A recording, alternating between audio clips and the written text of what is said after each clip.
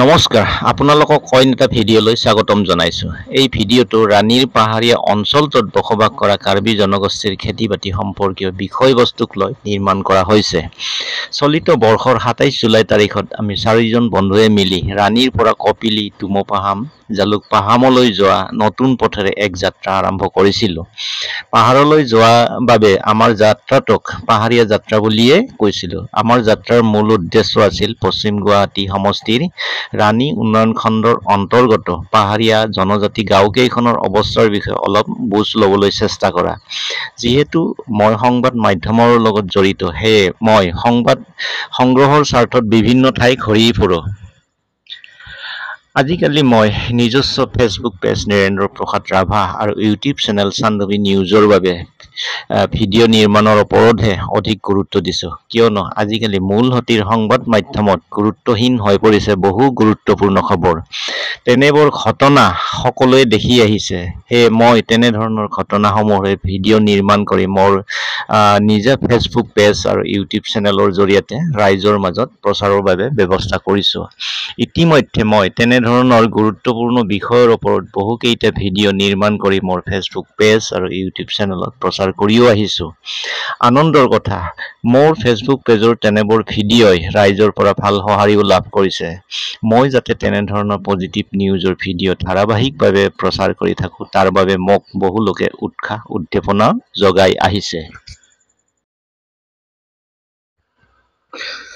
পাহাৰীয়া পথ ক'ত কেতিয়া কি হৈ যায় কোনো ঠিকনাই নাই। আমি গৈ থকা পথটোৰ কেইবা ঠাইতো পাহাৰৰ ৰঙামাটি খহি পৰিছে, গতিকে সেই ঠাইসমূহত আমি গাড়ীখনৰ পৰা নামিব লগা হৈছিল। সেই যে থিয় হৈ থকা প্ৰকাণ্ড শিলটো দেখিছে নহয়, সেই শিলটোৰ পৰাই আৰম্ভ হৈছে কাৰ্বি জনগোষ্ঠীৰ এখন গাঁও তুমপাহাম। সেই শিলটোৰ কাষেৰে যোৱা পথটোৰে অতিক্ৰম কৰি গৈ আছোঁ।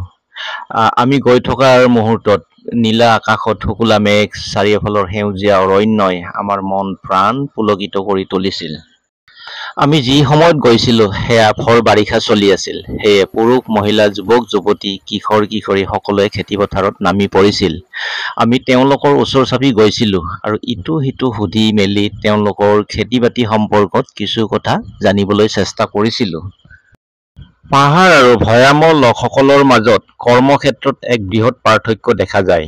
সাধাৰণতে ভৈয়ামৰ খেতিপথাৰত পুৰুষসকলে হাল বায়, আলি দিয়ে, কঠীয়া তোলে আৰু মহিলাসকলে ভূঁই ৰোৱে। অৱশ্যে ভৈয়ামৰ জনজাতি সমাজবোৰত পুৰুষৰ সমানে সমানে মহিলাসকলেও কাম-কাজ কৰে। বিপৰীতে পাহাৰীয়া অঞ্চলৰ খেতিপথাৰ অথবা জুমতলিৰ কাম-কাজত পুৰুষ-মহিলা উভয়ে অংশগ্ৰহণ কৰে। অৰ্থাৎ পুৰুষ-মহিলা বুলি কামৰ কোনো প্ৰভেদ নাথাকে। জুম খেতি পথাৰ প্ৰস্তুতিৰ সময়ত হাবি-জংঘল চাফা কৰা, কোৰ মৰা কামবোৰ পুৰুষ-মহিলা উভয়ে কৰে। তাৰ পিছৰ পৰ্যায়ৰ জুম খেতি পথাৰৰ ঘাঁহ-বন চাফা কৰা কামবোৰৰ বেছিভাগ কিন্তু পুৰুষতকৈ মহিলাইহে কৰে। কাম-কাজৰ ক্ষেত্ৰত চাবলৈ গ'লে পাহাৰীয়া জনজাতি সমাজত পুৰুষতকৈ মহিলাসকলহে অধিক সক্ৰিয়। আমাৰ ভৈয়ামত কঠীয়া ৰোপণৰ পিছত পুৰুষসকল দুই এবাৰ ভুমুকি মৰাৰ বাদে খেতিপথাৰত তেনেকৈ কোনো কাম নাথাকে। ইপিনে কঠীয়া ৰোপণৰ পিছত ৰোৱনীসকলৰো খেতিপথাৰত তেনেকৈ কৰিবলগীয়া একোৱেই কাম নাথাকে।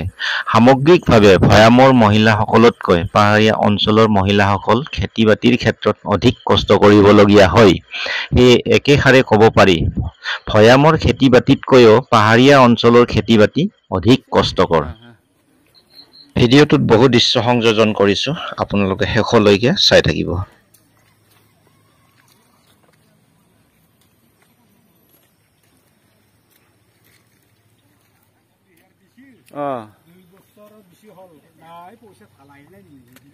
পাৱাই নাই না?